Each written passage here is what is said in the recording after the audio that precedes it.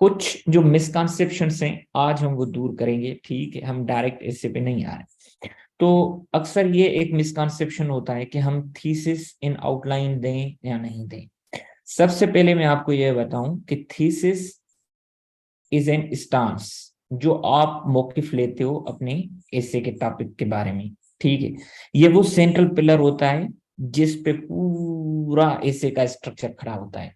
अगर इसको हम थोड़ा भी लॉपसाइडेड कर दें तो ये पूरा जो एसे का स्ट्रक्चर होगा वो गिर जाएगा।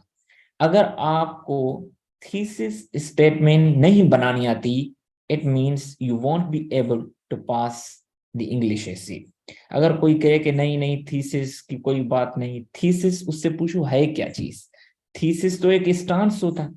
अगर आपका वो स्टांस क्लियर नहीं है, उसमें क्लियरिटी नहीं है, उसमें सही तरीके से ऑर्गेनाइजेशन एंड रिलीवेंस नहीं है, तो आप किस तरीके से क्लेम कर सकते हो कि you will be able to pass the English essay. और क्या हम आउटलाइन में थीसिस लिख सकते हैं? तो जितने भी हम फैक्टर्स एंड एलिमेंट्स ऐसे में पढ़ेंगे उनमें दो किस्म के फैक्टर्स होंगे। अगर हम कैटेगरी उनकी, कुछ होंगे डिसाइसिव फैक्टर्स, ठीक है, और कुछ होंगे ऑप्शनल, ठीक है। अब डिसाइसिव वो हमने लाजिम देने होते हैं, और ऑप्शनल हम वो दें या ना दें कोई फर्क नहीं पड़ता, ठीक है। अब ये है कि थीसिस देना डिसाइसिव फैक्टर है, नो डाउट। आपने थीसिस देनी है, थीसिस आपने मेंटेन करनी है, क्लैरिटी उसमें लानी है। बट थीसिस आउटलाइन में देना ये ऑप्शनल है, ये आप पे है कि आप देना चाहते हैं तो दें, ना देना चाहते हैं तो ना दें। It does not bother the examiner, कोई फर्क नहीं पड़ता अगर आप देते हैं अगर आप नहीं देते। हाँ, अगर आप देते हैं तो फिर जब आपकी अच्छी थीसिस स्टेटमेंट हो तो फिर दें, और होनी भी चाहिए अच्छी, उसके बगैर तो आपका ऐसे पास होने वाला नहीं है।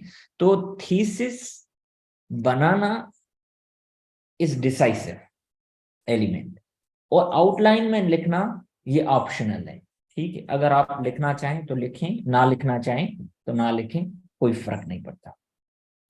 इसी तरीके से इंट्रोडक्टरी रिमार्क हमने देना है या सिंपल हमने वर्ड इंट्रोडक्शन लिखें, कोई फर्क नहीं पड़ता। आप वर्ड इंट्रोडक्शन लिख के छोड़ दें, ये भी उतना ही ठीक है जितना इंट्रोडक्टरी रिमार्क आप वर्ड लिख के उसके बाद आप एक स्टेटमेंट दें।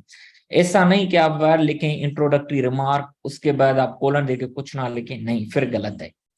या फिर आप इंट्रोडक्टरी रिमार्क लिख रहे हैं तो फिर पूरी स्टेटमेंट लिखें, अदरवाइज आप ऐसा करें वर्ड इंट्रोडक्शन लिख दें, ठीक है। और इसी तरीके से अगर आप इंट्रोडक्टरी रिमार्क देते हैं तो फिर आप, इट इज बेटर कि आप फिर कंक्लूडिंग रिमार्क भी दें, ठीक है। अब इसमें फर्क क्या है? इंट्रोडक्टरी रिमार्क मतलब प्रोपोजिशन टाइप होता है कि वो प्रपोज करता है कि आप टॉपिक के बारे में क्या राय है, ठीक है। वो तो थीसिस मेन स्टांस देती है, ये एक ट्रिगरिंग फैक्टर देता है या ट्रिगरिंग स्टेटमेंट देता है। इसी तरीके से कंक्लूडिंग भी उसकी री स्टेटमेंट होती है, बट उसका टोन जो होता है वो ये होता है कि कंक्लूजन, मतलब ये कि सम अप एंड फोल्डिंग अप वाला होता है, ठीक है।